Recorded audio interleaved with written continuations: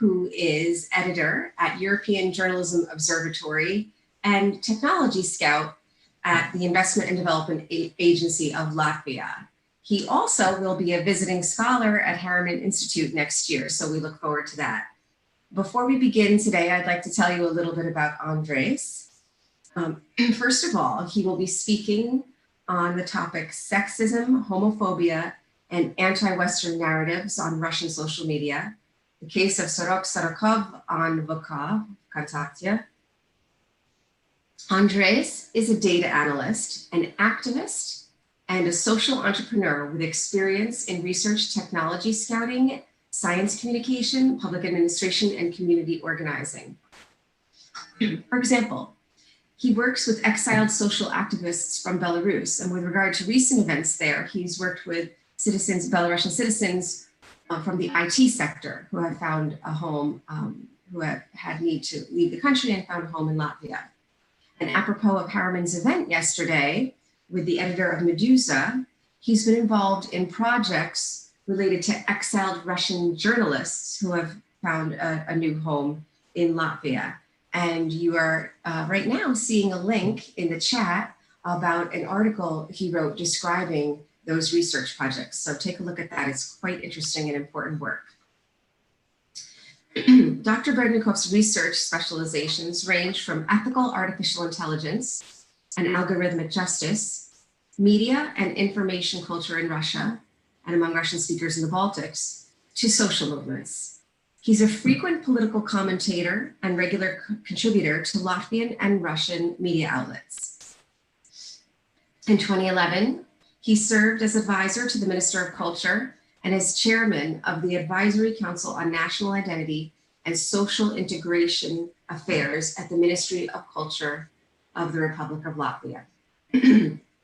From 2008 to 2009, he was a Fulbright Scholar in the Department of Communication at University of Washington in Seattle. And as I mentioned, next year, Andrejs will be a visiting scholar at Harriman Institute. And in order to do so, he has received a fellowship from the Baltic American Freedom Foundation's Research Scholarship. And so we look forward very much to his time as a visiting scholar. And before we begin, I just want to also point your attention again to the chat, where we are posting several of Andrejs' recent publications on a variety of really interesting topics. So take a look. COVID-19 in Russian as seen through YouTube search results, for example. So take a look at those publications. And without further ado, I would like to turn the floor over to Andrejs, but let me just mention first that we will have our Q&A following his talk, and we ask you to post your questions in the chat, and then we will address your questions after the formal remarks that Andrejs has prepared for you today. Okay, so thank you. Please join me in welcoming Andrejs Berdņikov. Andrejs. Thank you for giving the floor, Elise. So I will start with sharing my screen because I have a presentation.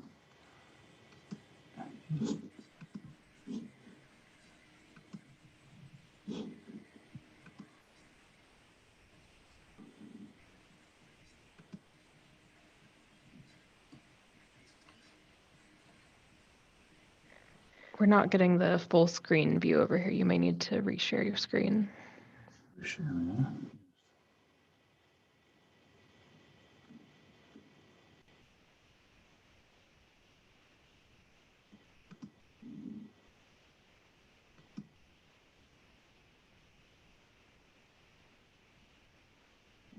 Now, okay. Still not full screen. You might need to stop share screen mode and reshare and select that window. Sorry about this. As always, there's some.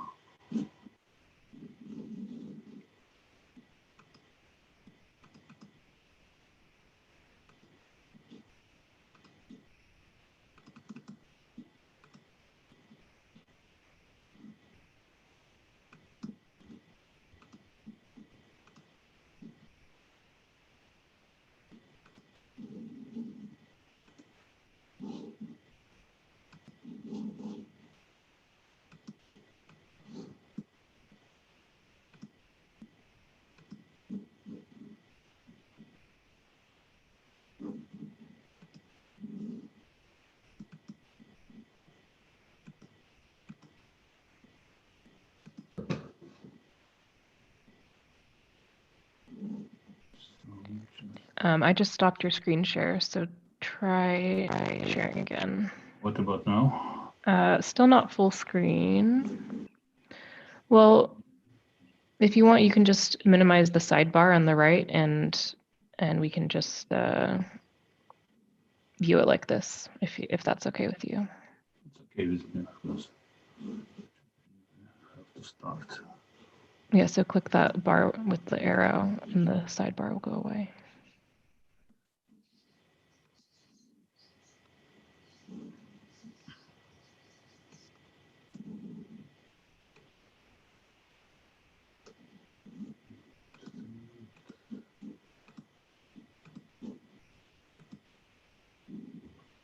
I think this is fine. Why don't you go ahead, and we can always make another video with just the presentation later.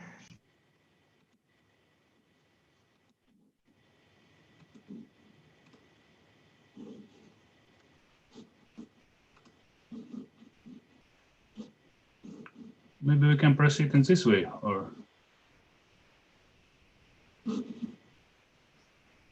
Yeah, that's fine. I mean, we can see the slide. It's up to you. Okay. So as Elise said, the name of my presentation is Sexism, Homophobia, and anti-Western narratives on Russian social media. And I will focus on the case of one paramilitary formation, or it's maybe called Orthodox militia, and their rhetoric on VK. VK, it is a social media that in Russian sound like ВКонтакте, and as I will show during my speech, ВКонтакте is one of the most important, I believe, not only in terms, is one of the most important social media in Russian language, not only in terms of the users, of the number of users, but also it's a very interesting source for analyzing extremism, for analyzing hate speech. But I'll return to this question in more detail slightly later. Now I just want to say some words about my interest and occupation. As already mentioned, some of them. On the one hand, I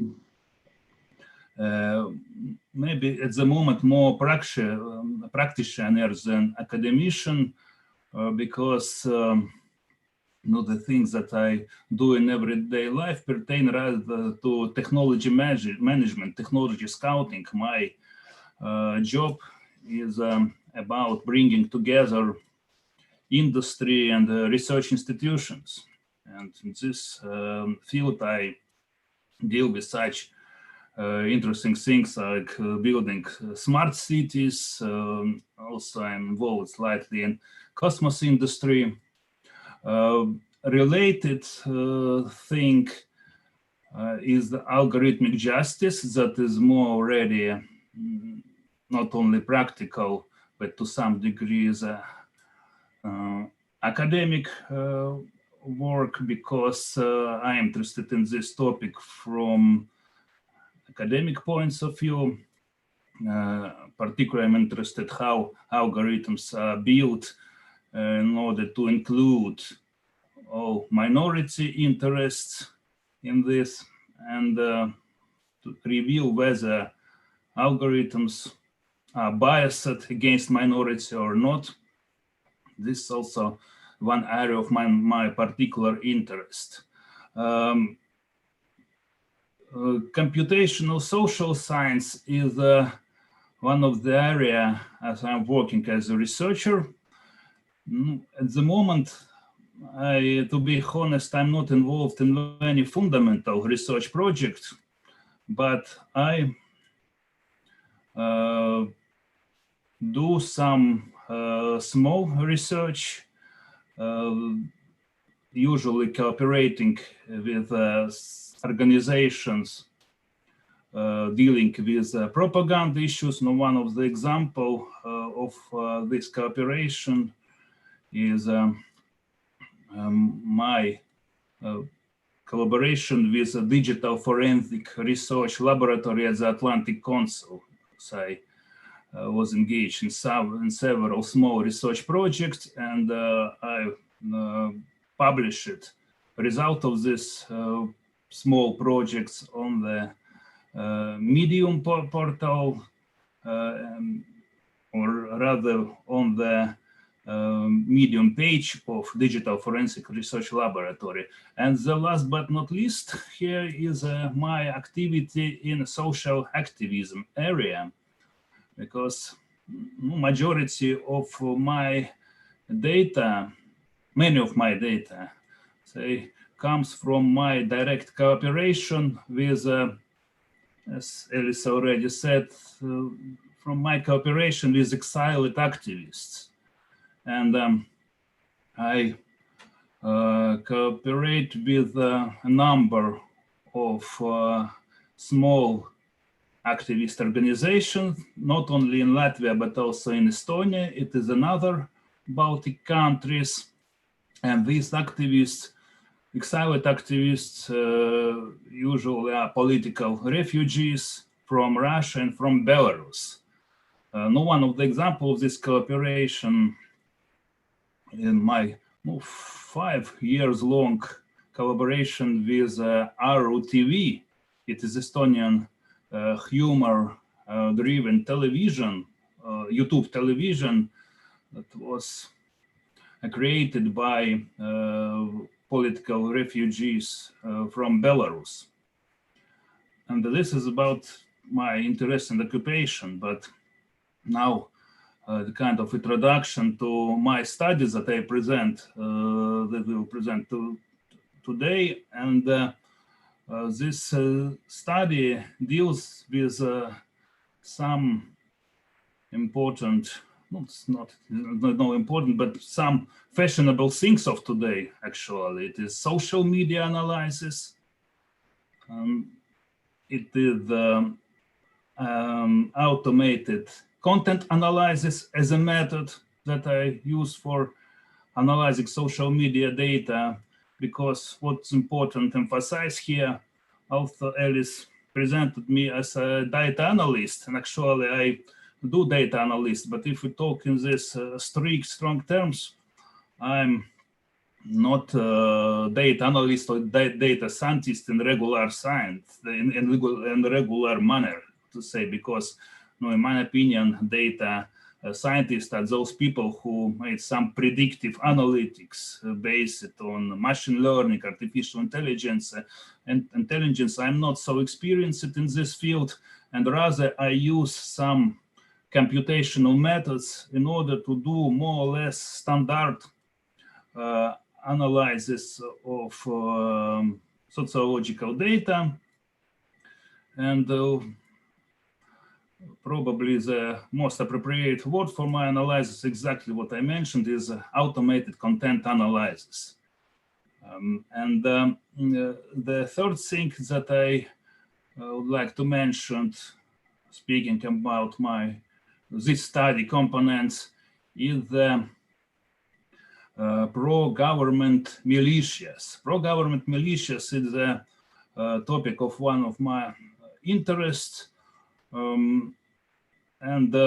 This is something interesting and maybe even, I would say, unexplored still, because this pro-government militias probably exist in many countries, but in Russia they have their own particular characteristics, and pro-government militias themselves is something between pro-government social movements and paramilitaries, because usually they,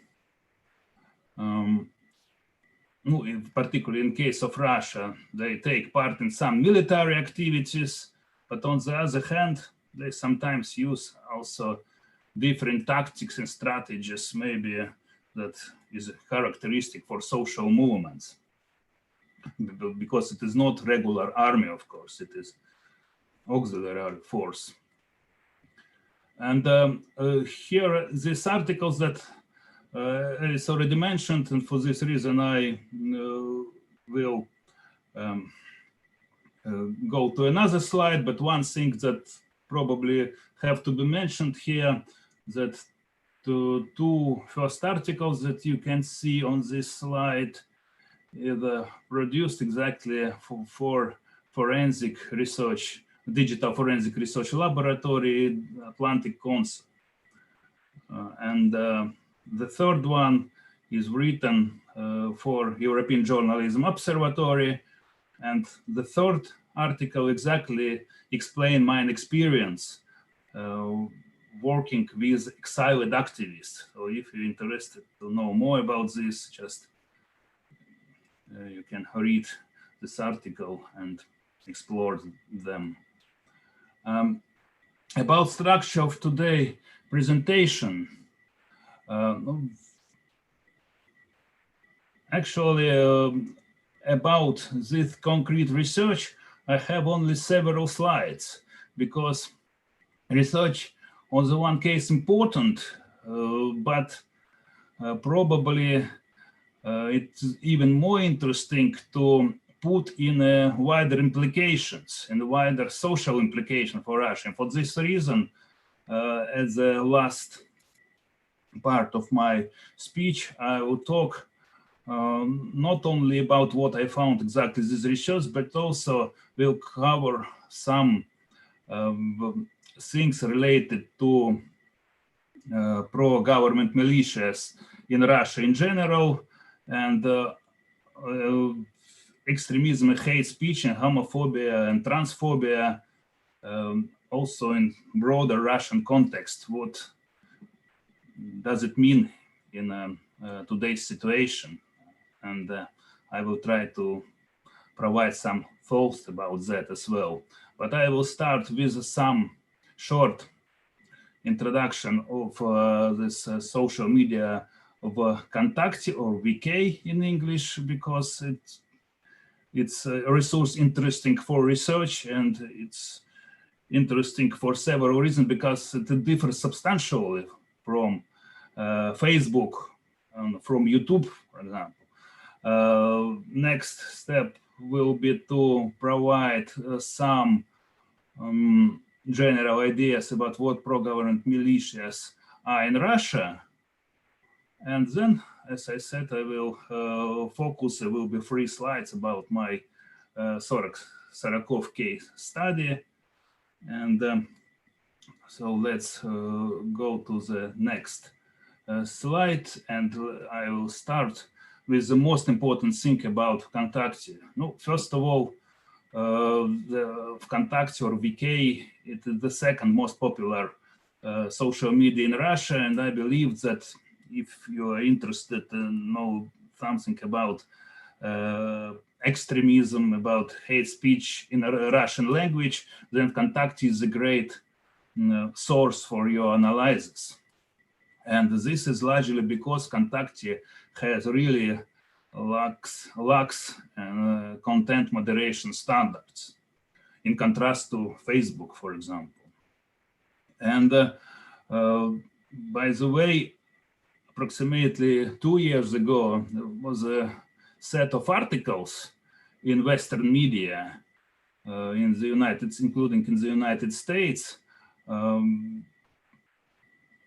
focused on analyzing how extremist groups in the United States move to Kontakte from other social media, including Facebook, because approximately 2 years ago, there was really a trend when several extremist groups, not only in the United States, but also in Germany, in Sweden, representing different far-right ideologies. No, in case of the United States, it was alternative rights, so-called alternative rights, alt-rights, and different white supremacist groups. They were banned on Facebook, and actually they moved and established their accounts on Kontakte, on VK. And actually, it was a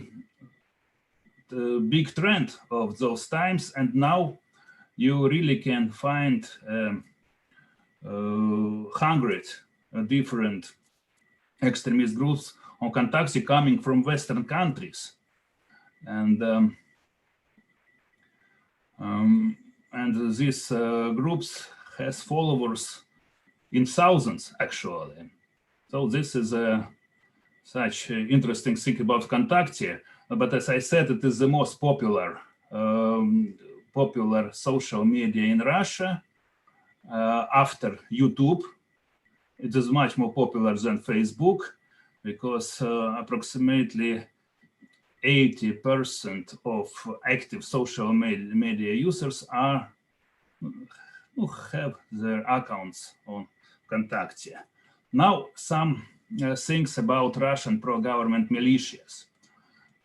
Here you can see these pictures that by them I try to exemplify how this Orthodox vigilant militias, for example, looks like in Russia.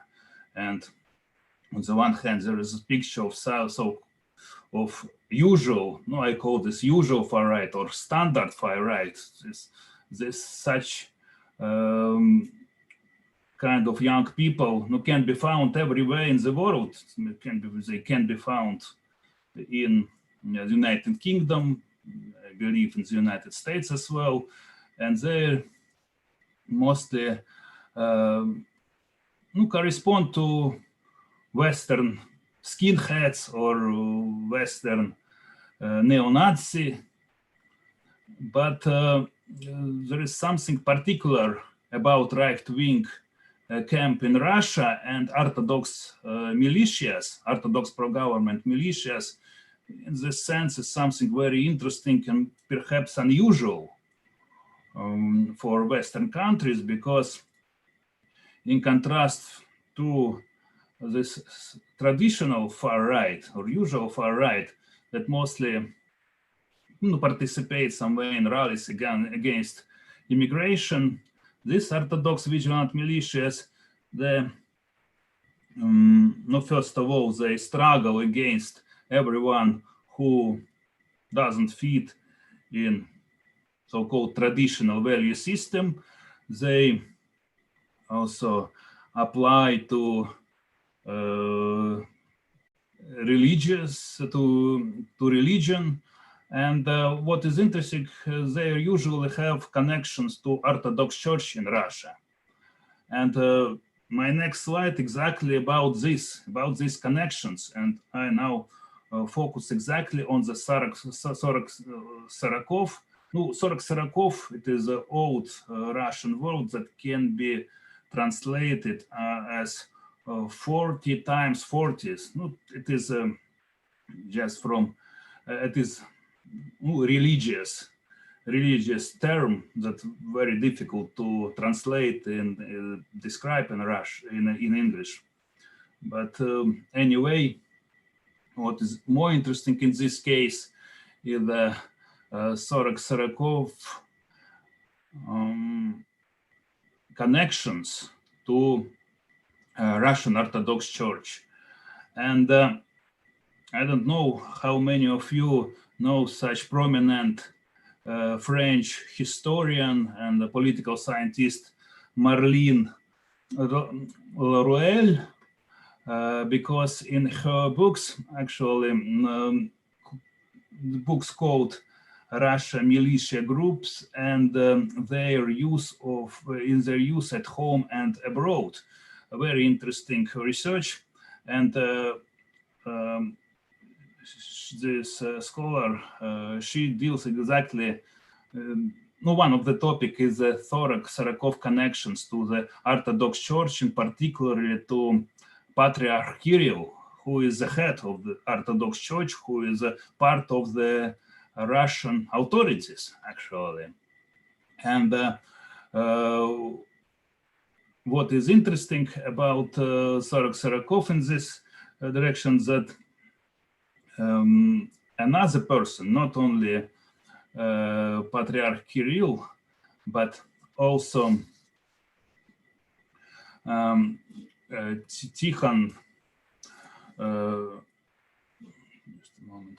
Shevkunov. He is also has a strong connection to the Sarakov, but Tikhon Shevkunov is rumored to be Vladimir Putin confessor. And on the right side of my slide, you can see three person that I just mentioned. In the middle is the Patriarch Kirill, who is the head of the Russian Church. On the left from him is the Tikhon Shevkunov, as I said, man that is probably Putin confessor, and many researchers argue this, including Marlene Laruelle, that this Tikhon Shevkunov is closely connected to Putin and Secret Service as well. And finally, on the right hand is the leader of Sarakov, Andrei Karmukhin. And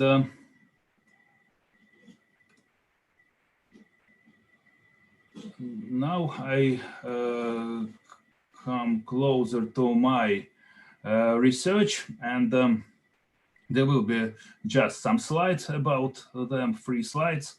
There is some things that I did in this particular study that can be considered a fundamental research. It is rather small case study. I extracted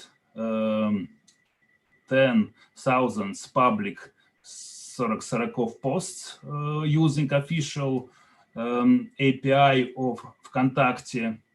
I found that many of these posts focus on so-called domestic violence bill. And I will talk after a while what this domestic violence bill about. Then I did automated content analysis using finding most frequently used words, and also finding text excerpts dealing exactly with topics that I was interested in. In this case, it was domestic violence bill. And then I tried, in many ways, manually to identify major themes, to major topics, in order to make some conclusions about Sarakov language, about Sarakov rhetoric. And there are some results. First of all, I identify within this post the most frequently used words. And actually, of course, before I did it, I cleaned the text from meaningless words, from stop words, and this gave me possibility to find exactly meaningful words related to my research. And one of the most frequently used words in this post was Russian abbreviation for domestic violence. And why it was the case? Because I extracted my posts soon after there were huge debates in Russia about the so-called domestic violence bill promoted in State Duma or in Russian parliaments by one member of parliament. She is Oksana Pushkina. Actually, if I need to say some words about Oksana Pushkina, I believe. She cannot be treated as an anti-Putin person, because actually member of parliaments, it is very difficult to find member of parliaments in the Russian Duma who could afford to criticize Putin. But in the Russian parliament, also some people who try to promote some semi-progressive agenda. And Oksana Pushkina were one of these people. He usually doesn't criticize, for example, Russian intervention somewhere, in a Russian intervention in another country, but he can afford to promote some liberal, more or less liberal initiatives, and this domestic violence bill was one of them, because domestic violence is a huge problem for Russian women, and Oksana Pushkina tried to somehow to regulate this thing and maybe diminish this domestic violence. And there was huge opposition against this bill on the part of Orthodox Church, of Russian Orthodox Church, and Sorok Sarakov, the group Sorok Sarakov was one of the prominent critics of this bill, and many of their posts were exactly about this bill in those period of time when I extracted this post for my research. And another word that also were used frequently, you can see from this slide, for example, God. Sorok Sarakov used this word many times, and actually it is one of the this example how this religious sentiments can be used in political interests, and sometimes for the interest of ruling political regimes.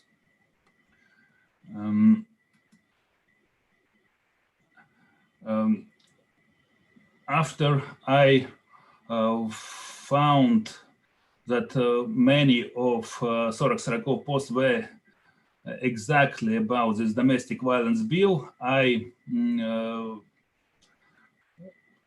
also by automatic way found text extracts and text sentences about domestic violence bill, and try semi-manually to identify major topics within these extracts.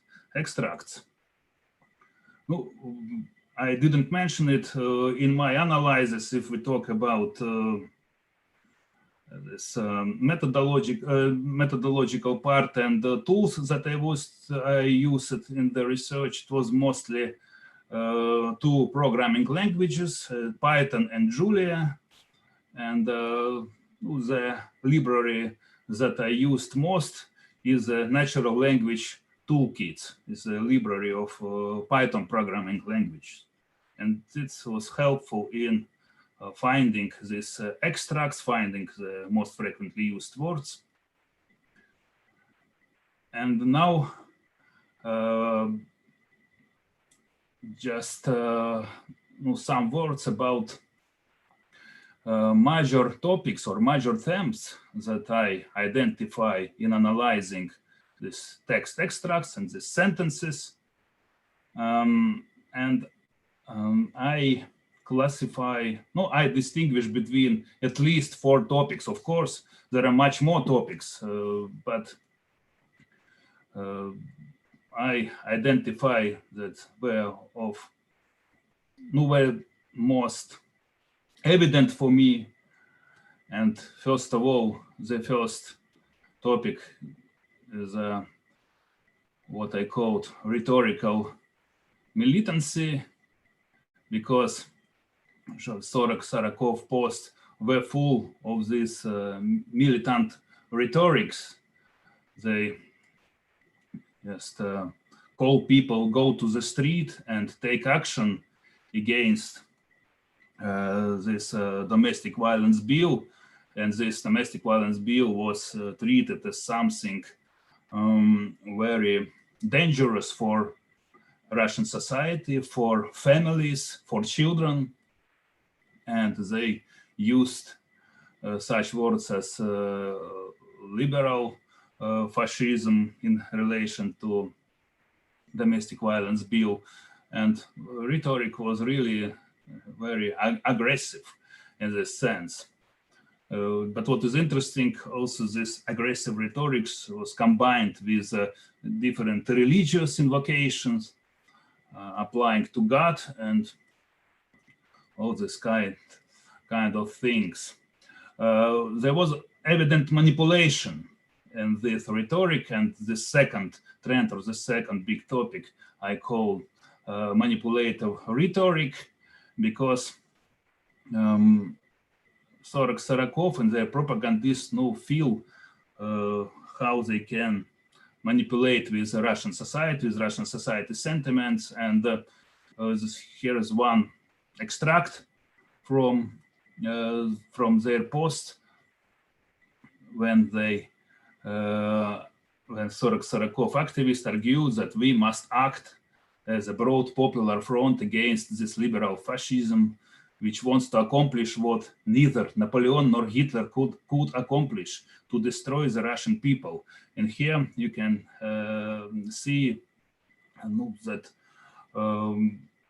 this propagandistic trick to make some comparison or maybe some association between the domestic violence bill and, for example, Hitler-led invasion in Russia, because it is very painful topic for Russian people. Almost every family suffered during the Second World War, and such things works actually. And this is an example of manipulative tool used by Sarakov.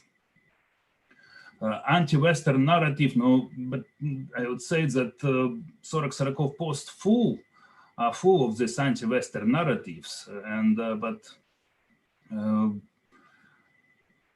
most usually observed things within post was the attempt to make Russian people believe that it was exactly the United States that's the author of this law. And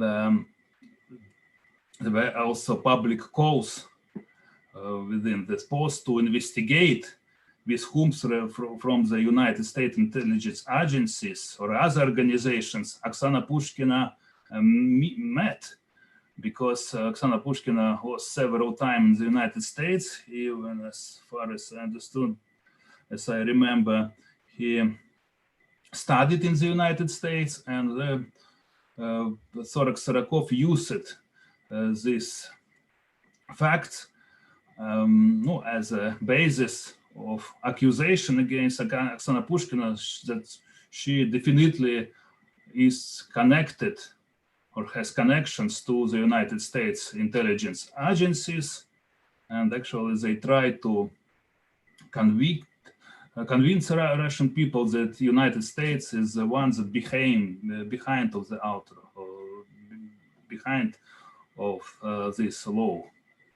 And the last topic that actually corresponds to the name of my article, the posts of Sarakov are full of sexist, homophobic, and transforming language, and actually homosexuals, feminists are mentioned throughout. Almost, if not every post, then in majority of posts, this feminist guys portrayed as perverse people, and as you can see from this quote or from this extract, some equitation between Satanists and sexual minorities. And this is standard tactics of Sarakov. Now, this is the last slide from my presentation, and just very short conclusions about study, and then my idea about wider social implications. Now about study, if we talk about study, then what is interesting and maybe important here that in contrast to some other movements like biker movement, this religious invocation is a very frequent thing on the Sarakov posts, and the word God is one of the most frequently used. And there are many analyses and many research available on political rhetoric in Russia, and many researchers observed that the using of presence slang or inmate jargon in used by Russian politicians, and even Vladimir Putin mentioned in this regard very often. Then if we talk about Sarakov, I didn't find that they used this presence slang in my jargon. They rather tried to speak from the position of morality, or position from God, but at the same time, the thematic focus completely correspond and coheres with the framework of standard Kremlin propaganda, particularly if we talk about this anti-Western narratives. In this sense, there is no difference, but just they work on different audiences. And this is the main conclusion from my research, but I just would like to say at the very end of my presentations about some wider social implications, because wider social implications come rather from my cooperation with exiled activists. As I mentioned, I cooperate with them quite intensely, and many of them are exactly work in the area of investigative journalism, partly in citizen journalism, and for this reason they share their findings with me. And there are some important trends for understanding Russian society, what's going on in Russian society at the moment. And first of all, the year 2013 was really turning points. On the other hand, it was invasion on Ukraine, in Ukraine. But on the other hand, it changed substantially the situation in Russia itself, because this year, 2013, brought to the surface new practices of Russian political terror and oppression. And what does it mean in this context?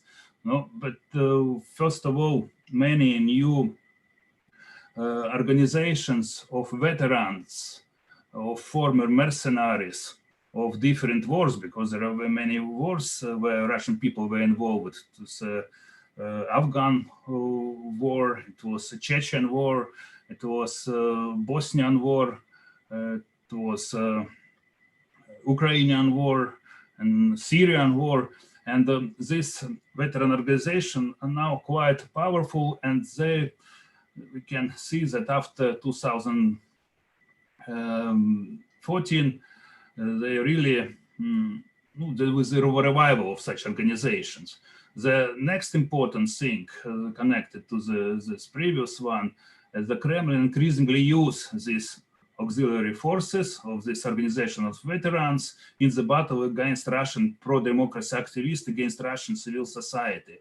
This evident trend, and in this relation, we can say that this paramilitaries and pro-government militias, including militant Orthodox groups, replace it to some degree, or rather we can say they took over the activities before carried out by civilian movements, because we talk about situation before 2014, I would say that this function of harassment opposition was performed rather by youth movements. I would like not to translate the names of this movement. It's better to call them in Russian. It was наши, Россия молодая, идущие вместе, местные, Молодая гвардия Единой России, and many others. There was a huge amount of youth movements that actually were engaged in harassing opposition. Now things became worse because paramilitaries involved in this kind of things. And for example, there were famous cases when Cossacks participated in fighting protesters on the street. And next trend exactly about this, there is some kind of institutionalization of previously relatively independent groups like Cossacks, bikers, among others, because there are many evidence that these groups are supported by Russian authorities. In particular, there are well-known cases of support on the part of Moscow authorities and some other municipalities. And the last thing that pertain exactly to my research, it's the evident growing role of Russian Orthodox Church as a power force in producing transphobic, homophobic, anti-women discourse. This is also evident. There are actually many other researchers who deal with this problem and also describe it well. I think I have to finish my presentation, so thank you very much. I'm ready to answer the questions. Okay, thank you, Andrejs. That was really interesting. So let me just remind everyone to write your questions in the Q&A window. And I guess I would kind of kick off with a very broad question. Since you've been looking at this kind of rhetoric for a while, Andrejs, I just wonder, when this is from a completely kind of unscientific impression, do you see a lot of these same kind of terms and kind of themes that you pointed out in general use among average people on VUCA? Do you think that there's a kind of a spread from the use of anti-Western rhetoric and sexist or homophobic language from some of these organizations that you've analyzed to members of the general population, or would that be taking too big a leap right at this point to kind of make that kind of? I can say that, of course, on the one hand, it is true that Russian society is quite conservative, and maybe to some degree, they also feel some danger from this progressive reform. But on the other hand, it is rather a result of television propaganda. If we talk about exactly such movement or such pro-government militia as Sarakov, they are not very popular. It is also interesting case because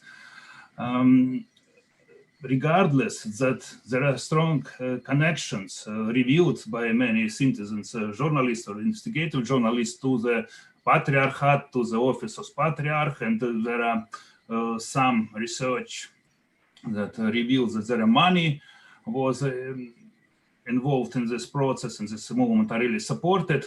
On this slide, when I analyze this extract, you saw that they were called to participate in street action against this domestic violence bill. And regardless, that's a very huge amount of this post with these invitations. In Moscow, for example, only 200 people participated in the action, and there was some also participation in the regions and some small towns, but general public actually didn't support these calls, regardless of this aggressive invitation to participate. And in this sense, I think that actually these movements remain marginal to some degree, regardless of the support from governments.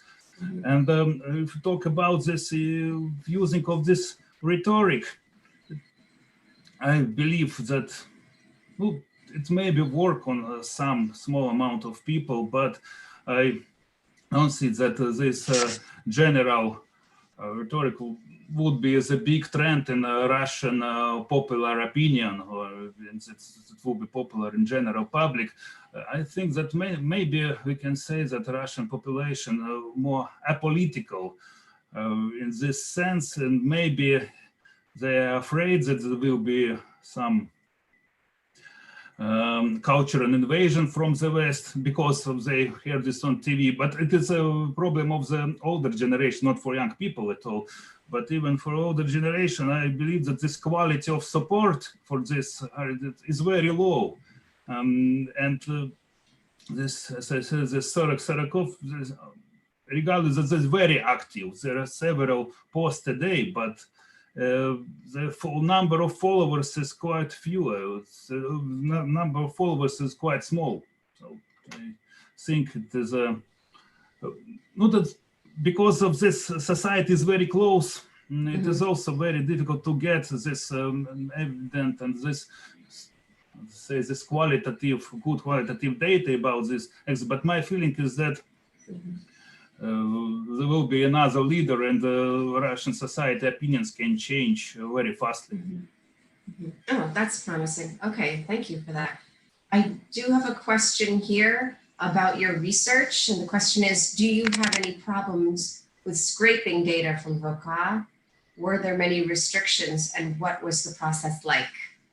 It is a question that I really can answer quite easily, because let's say I'm using this formal and officially allowed tools called API.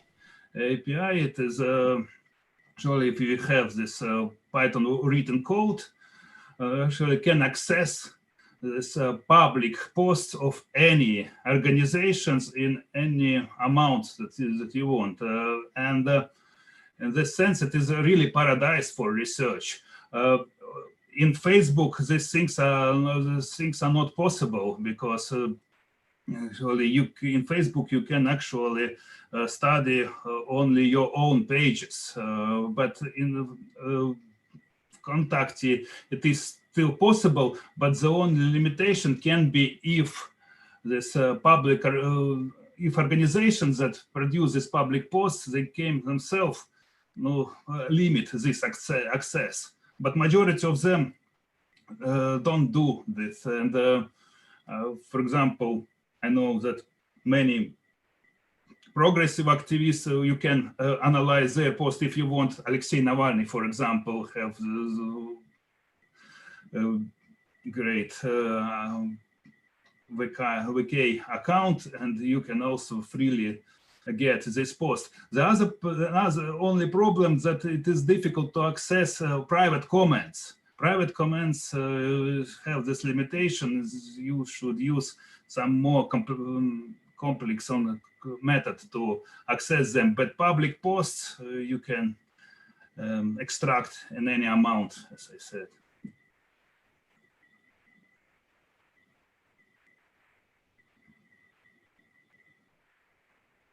Oops, I was muted. Okay. Let me just ask about the other side of things. Is there any kind of policing of or regulation of VOCA that you've noticed in your analysis over the years? Or is this kind of just a quite unregulated space where different kinds of rhetorics and messages can be disseminated? Policing in terms of how I can get this data, yeah? Yeah, I mean, right. I'm interested in that, and also, I guess I'm also just interested in whether there's administrators who sometimes in a certain group would say something is not allowed, or a certain discourse is not allowed, or any kind of anything, even coming from the government, because we know the Kremlin uses VOCA as a space to put out certain messages. But I wonder if they, how they also use it to maybe squelch or silence other kinds of in this sense. Okay. Actually, it is even easier for me to answer this question in relation to YouTube, because I did research exactly about this, and because Contact, I think that it is fully Russian social media, and actually I think that it's really kind of paradise, not for extremist groups only, but for pro-government groups, and they can actually express any thoughts they want. They are not limited. And maybe this lax regulation standard exists partly because of this. But YouTube is an interesting case for me because it is United States based social media, and in contrast to Kontakte that can be fully regulated by pro-government forces or by a force affiliated with Russian governments.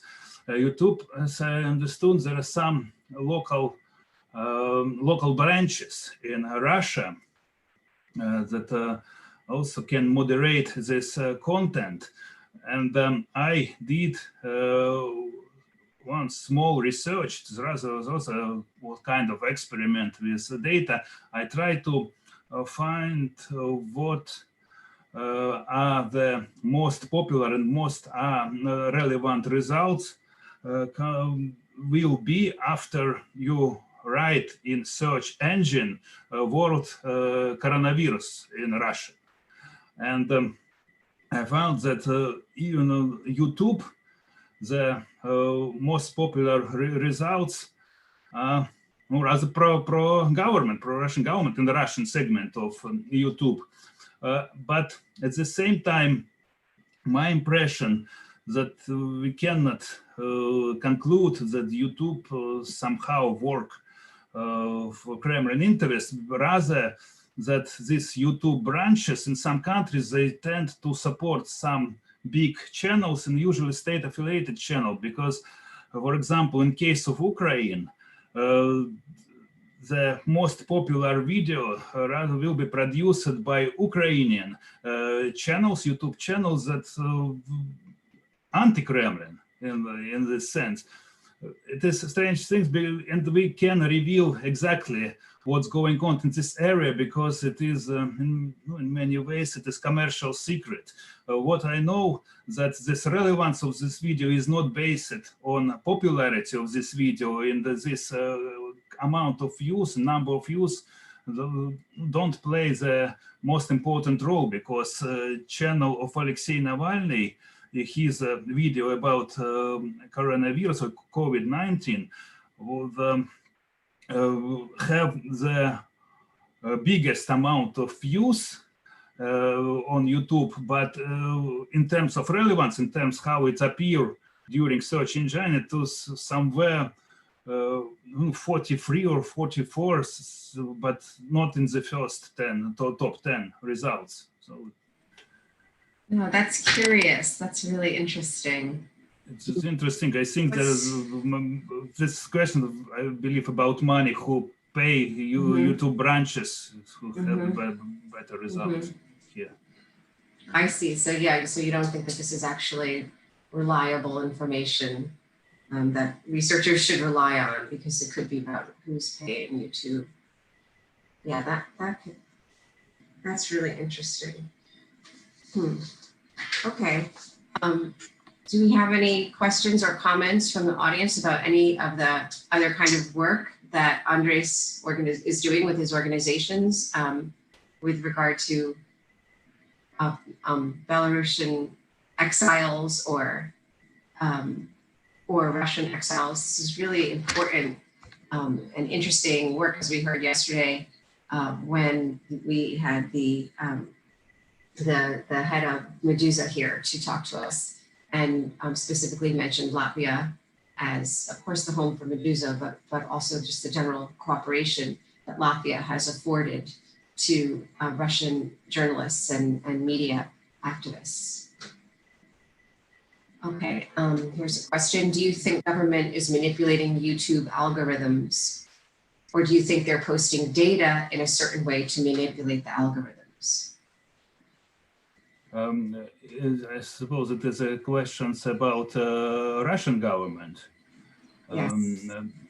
But I don't know whether they have this access to the algorithms themselves. but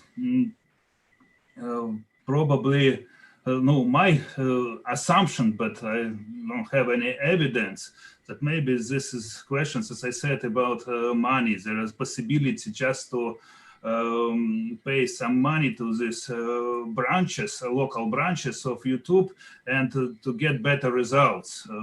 So it's work in similar way as advertising work. And I don't think that it is possible for these local branches to create or to change these algorithms developed by this central YouTube YouTube branches or YouTube home, but it is possible to just to pay to get better result in terms of search engine, in terms of what channel will be in priority. Okay, thank you.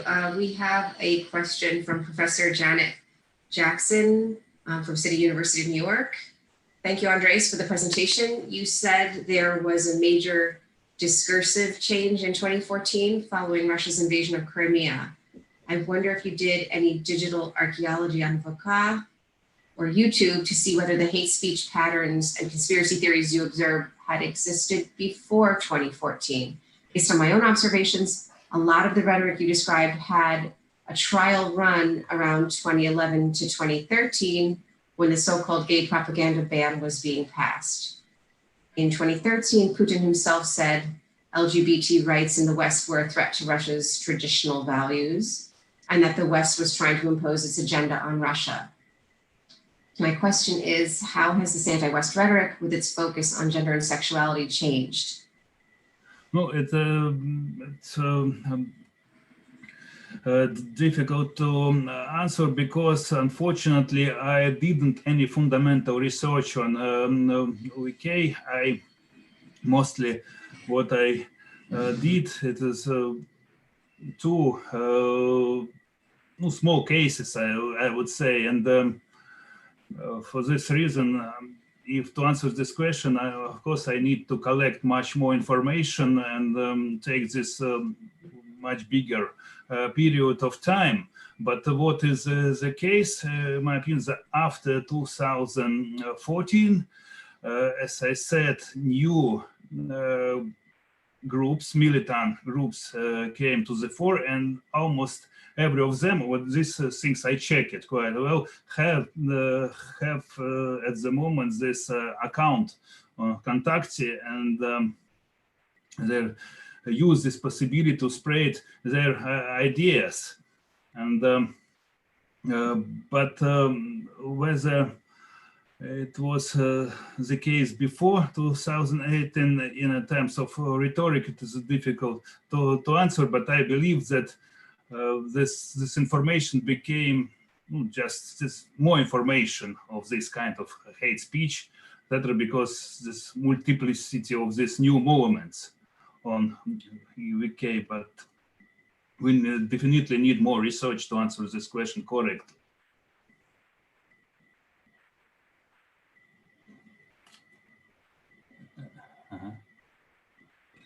Sorry, I'm muted. That is a great question, and it definitely would require quite a bit of research. So maybe we can keep the conversation going, especially between Janet Johnson and Andrejs when you come to visit next year. And I hate to cut this off, but unfortunately I have to go teach a class. And so I just want to thank Andrejs Berdņikovs for such an interesting and wide-ranging discussion. And really, if you can, please check out some of his writings and the work that he's doing that we posted in the links. It's really fascinating work. And I just want to thank you all for coming today, and especially to thank Andrejs for his. Thank you for having me. Thank you. Yeah, thank you very thank much. you. And we look forward to your visit next year. Yes, yeah, I'm looking. Things, yeah. Thank you, Andrejs. Thank you very much. Bye-bye.